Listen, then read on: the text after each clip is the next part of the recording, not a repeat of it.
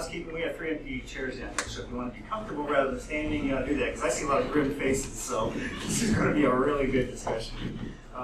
For the panelists here, it's pretty obvious we have two diametrically opposed views on settlement free, as we always do. And by the way, as always, raise your hand because I want your questions, not me.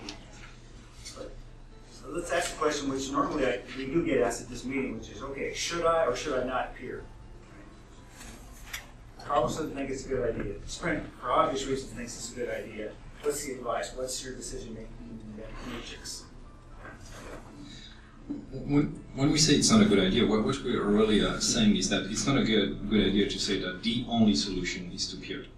And that's really what's important. We want to make sure that people understand that you can go VoIP and not necessarily change your business model.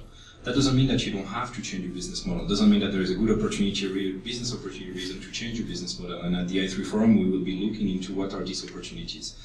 If I was an MVNO in the US, I would be probably on the Sprint side and try to say, no, I want it for free. I want to buy for free to AT&T and allow them to buy my 10 customers for free too. That's fine. It's a good deal. I'm winning on that deal. If I'm an incumbent in France, that's not such a good deal.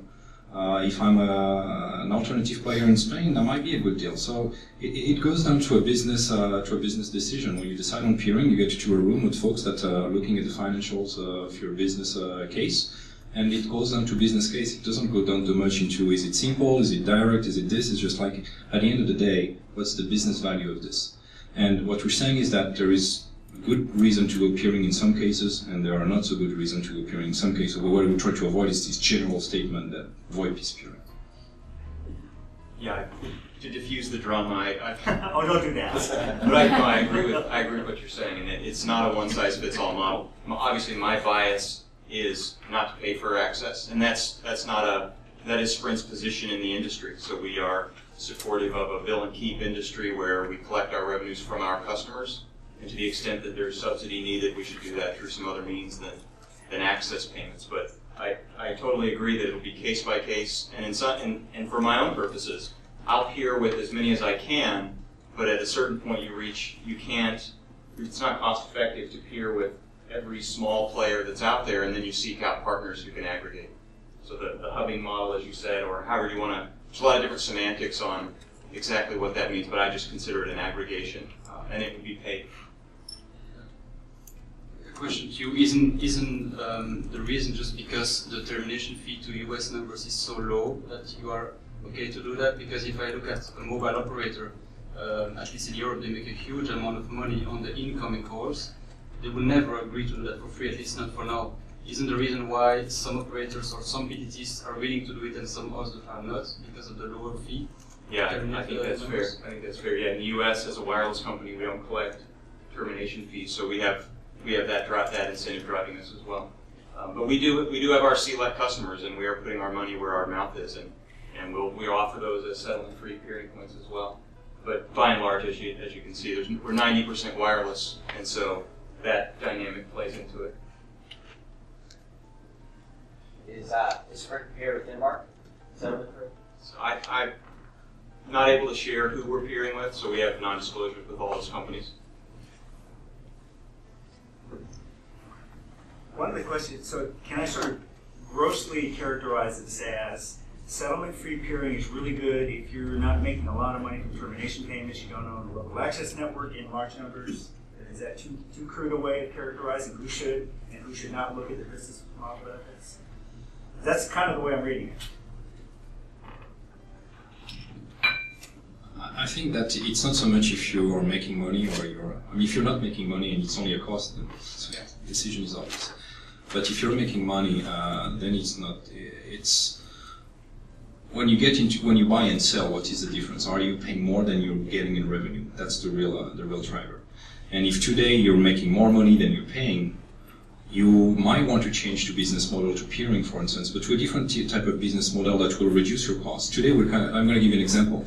We're counting the minutes. We're selling minutes. We have a huge IS IT system to track these minutes, to the billing, to route, to this, to that, all that kind of stuff. That's a huge cost. That's much, in many cases, in many destinations, that cost alone is bigger than the cost of transport. So when we go to VoIP, we hear, well, it's going to reduce the cost of transport. Well, that's fine, but the cost of transport to many destinations is less than the cost of the management of the minutes, the reconciliation and stuff like that. So if we could go to a business model that say, well, with this destination, I still make more money than it costs me. I still want to have that revenue in, but I want to have a lower operating cost to make that revenue. There is a business model that looks like peering, but paid peering or something like that. Sure, why not? Let's go into that. But going for free, it's really a business decision. What's your cost? What's your revenue? I think also that there's an important component of the government or the countries expecting this transfer of traffic as an important revenue source. So you have countries determining the rate of termination, and this is just like any other export for them. They will expect that they have a certain amount of money coming in from different parts of the world because of communication services. Question. Yeah, I got a question for the, I guess, the proponents of settlement-free peering. How do you anticipate handling a hot potato routing? So your nationwide network, Sprint peers with another carrier, let's say on the West Coast and the East Coast, and they've got calls that originate on the East Coast, and they hand them off to you in New York, and then you got to carry it across the country and deliver it in the West Coast, where you're paired with that same carrier in the West Coast, but they hand it off to you in New York. So they're getting transit for free from you guys. So how do you kind of deal with that? Our model with our partners is that the originator takes it to the far end. And if they don't? Well, they do. That's the contractual model. That's the design. How do you track it? Back office systems. So we can sample for it. We can audit for it. So yeah.